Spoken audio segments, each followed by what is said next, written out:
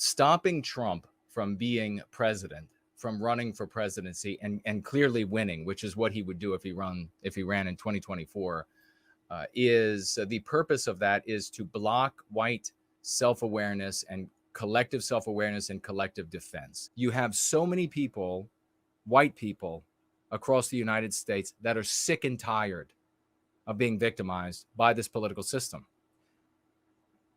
They had no oxygen. They were dying. They were being asphyxiated by the anti-whites until a maverick came along. A maverick that maybe he cares a little bit about white people, maybe none at all. He's not going on and on talking about us. He's not mentioning that we are the source of the attack, but he's going to be everyone's president. But here's the source of the attack, and it's disgusting. And so we have to put an end. People of all immutable characteristics, good people, have to put an end to this. He's not doing that. And yet, these people who were asphyxiated for the first time in their lives were able to draw a tiny bit of a breath. And you saw them turn out with that oxygen in their blood, a renewed heartbeat. You saw them turn out in the millions across this country, like nothing you've ever seen. At rally after filling stadiums everywhere. And this is with all of the establishment media and tech media doing everything they can, all dominated, both of them, dominated by anti-whites. And you know it, we know it, it's obvious. Democrat voters doing everything they can to conceal the number of people, the number of supporters, how celebratory those people are, everything they can to conceal it. Still, it was obvious. These people, white people, were turning out because of that tiny bit of oxygen, a maverick to this system that might, maybe just might, with his dog whistling, which was, of course, we know the deceptive dog whistling, give us a moment's reprieve from anti-whiteism. These people can't articulate that it's anti-whiteism. They haven't received it yet. Until they get the go free method, until they hear good people out there of all races using anti-whiteism, they don't know. They can't put a wrapper around it and articulate it, understand it by way of a concept and a lens that is beneficial to them. They know they need a reprieve, though. They turned out for Trump. Anti-whites of both parties saw this, and they made sure that Trump did not win re-election. They made sure that a guy who is a feckless, hollow, rigor mortis corpse in chief campaigning from his basement got the most votes in the country's history. They made sure that he got that number of votes. And of course, every single one of those votes were legitimate, and that this corpse made it to the White House. And now the corpse in the White House and the implementation of anti-white strategies by way of the corpse in chief, you know him well, President Mortis for rigor mortis, is ruining the lives of almost everyone in the United States. So much so that he, and therefore the party that represents the policies, have the lowest rating in memory for a president. They hate this guy. Everywhere you go, even Democrat voters hate what has happened to the country. They see that all of those scores and scores of millions of white people and good non-white people of all immutable characteristics are longing for the 4 years of Trump. And they see that massive numbers of folks who had been hating on Trump and who had been, sitting on the fence so that they always have to visit their proctologist for the injuries of being there, that those people are longing for the days of Trump. Trump then saying, I'm going to run in 2024 would be it. What does it mean? How hard would it be?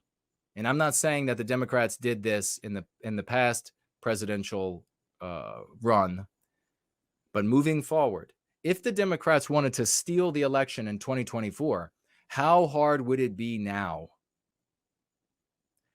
Might Trump get something like 90 93, 95 million votes. How many votes then would you have to turn out for the opposition? 100. I mean, you would have to be worried that you would need at least 100 million votes that you would have to turn out. You might have to do something like come up with some reason for why everybody has to stay home so that it's harder for people to watch the polls and it's easier for people to mail in ballots and drop ballots off. You would have to do a lot of things to steal an election in the future. Trump announcing that he's running is almost a foregone conclusion that he wins in 24 because of what has happened and because of how bad times are going to continue in these United States. Might not hit you personally, but it's going to be hitting a lot of people. Things are going to be a challenge. They're going to continue to be like this, the challenge you are experiencing now, for the rest of the term. That is what you're going to have to face. People are going to be getting more and more upset with that. Anti-whites who vote Democrat know that. So how do they head Trump off at the pass? There isn't going to be an act. There isn't going to be an argument that they're going to be able to make that he's such a bad guy to overcome the selfish desires, and now these are legitimate selfish desires of voters, to be able to take a vacation and not have to spend all of their money on eggs and milk because the prices have stayed high. They're going to have something better than that. The only thing better than that is to legally prevent him from running for office. It won't need, I don't believe, potentially here, a conviction. They could get a conviction. The Democrats can get the law to do whatever they want it to do, always, throughout the totality of our lives. As I point out, there is no law in the United States. There is no rule of law. And anybody who is saying there is, they're just fooling themselves. They're lying to themselves, either because they're scared of the truth or they're too dumb to get it. The law is used by those in power to set it aside so as to enrich and empower their own, and to be dilated to undermine their opposition. That is the rule of law today. So we are a lawless nation, and it's time that we say so. It's time that we acknowledge it. Republicans are going to be saying, these placeholder Republicans are going to be saying, we don't want to be a lawless nation. We have to be a nation of laws, not of men. All of these little quips that are absolutely vacuous and useless, utterly insipid. These are what they're going to be delivering to you again. We are already a nation of men, criminal men, anti-white men and women. We are already that. We have been that for our lives. As I hear gunshots outside, we have been that for our lives. It is time to acknowledge the truth, because you have to be able to acknowledge the truth to get at the proper thinking to remedy the problem. We are an illegitimate state. This state, none of us were born in the United States, in my opinion. None of us. We need to acknowledge this. Anti-white oligarchs use bureaucracies and politicians a little less to dominate our lives, to victimize us, the white people of Western civilization, to white erase our projection, our Western civilization, things like the concepts of rule of law and order, freedom of association, right to self-defense, freedom of speech, which, by the way, I haven't heard anyone ever articulate, is the freedom to hear like I articulated. It is the freedom to hear as much as it is the freedom to speak. They use these things to erode and take away. This is what the Democrats do. So they wanted to take these documents, and there's a simultaneous, and I'll get to that in a moment. But now I'm going to stick with, they wanted to get these documents so that they can open an investigation, and then there'll be a constitutional crisis. Can a candidate who was a former president of the United States run for office again while he is being investigated for a crime that would bar him from office. They can roll that out forever because the Democrats can make the law do whatever they want. And then, of course, with a conviction, according to this, he can't run for president again. This is how the Democrats can prevent you and me from having a reprieve to whatever degree and a hope of an awareness of collective identity, collective victimization, therefore collective self-defense.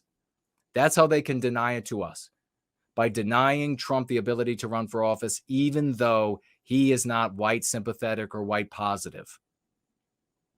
They want to put this into the grave. They don't want white people identifying ourselves as a group, as a victimized group. Because identifying ourselves as a victimized group enables us to construct a collective defense for our individual well-being. This is what my life's mission was about: freeing Western kind of anti-whiteism so that the spirit of the West could rise in our brothers and sisters everywhere they are, every department they're in, every office they hold, every tank they drive, whatever it might be. And they can do what needs to be done given the context that they are in, and to have the tools with which to be victorious. This is what the Democrats are endeavoring to prevent.